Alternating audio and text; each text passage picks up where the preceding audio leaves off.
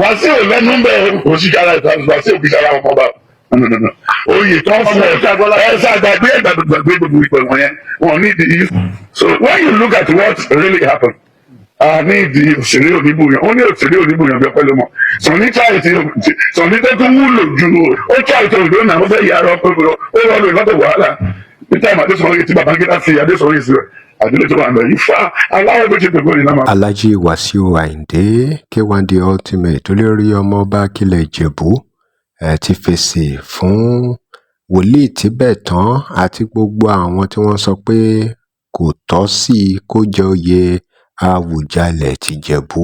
ẹ̀yin èèyàn wa ẹ ṣe mọ̀ pé oríṣiríṣi ló ti ń lọ lórí ayélujára tí àwọn èèyàn ti ń sọ pé kò yẹ kí Wasiu tún lòun fẹ́ jẹ Àwùjalẹ̀, àwọn kan tiẹ̀ ní kò tọ́ sí. Bàbá Tibetan náà wọ́n ṣe àtúpalẹ̀ ọ̀rọ̀ lóríṣiríṣi ìdí tí ò ṣe tọ́ sí Wasiu Ayinde. Àmọ́ Wasiu Ayinde ti wá jáde o, ó ti fọ̀rọ̀ lẹ̀, ó ti fún wọn lésì o, ó ti jẹ́ kó yé wọn bó ṣe ń lọ. ẹ̀yin èèyàn wa ẹ gbọ́ ẹ̀kúnrẹ́rẹ́ ọ̀rọ̀ lẹ́nu Dr. Wasiu Ayinde K1 the ultimate.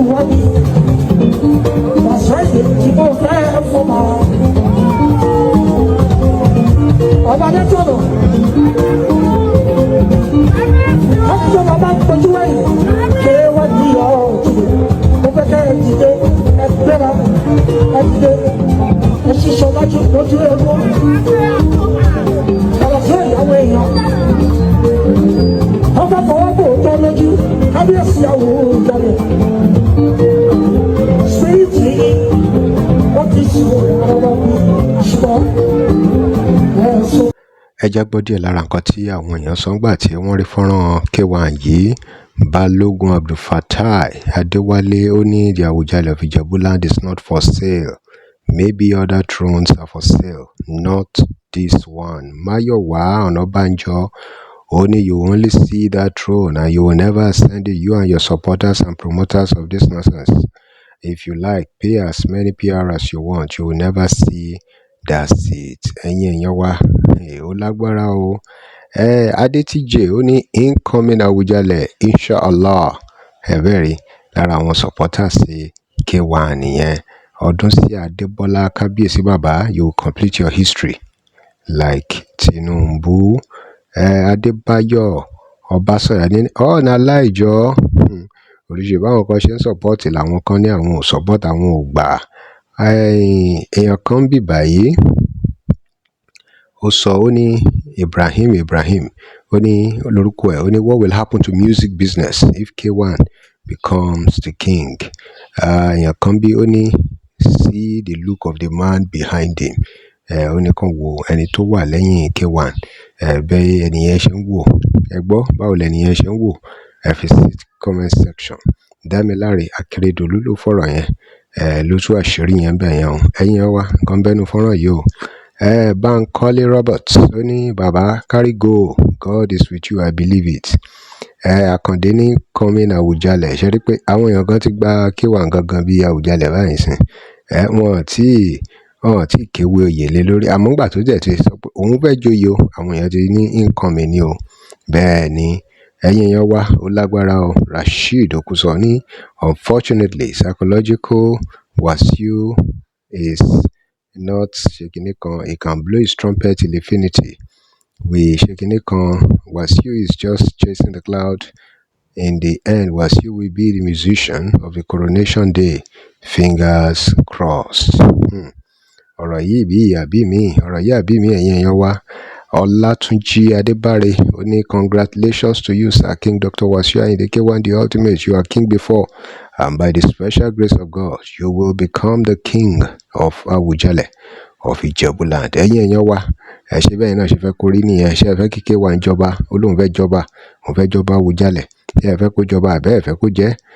Ṣé ẹ fẹ́ kó jẹ́? Kí nìdí tẹ́ ṣe fẹ́ kó jẹ́? Kí nìdí tẹ́ ṣe fẹ́ kó jẹ́?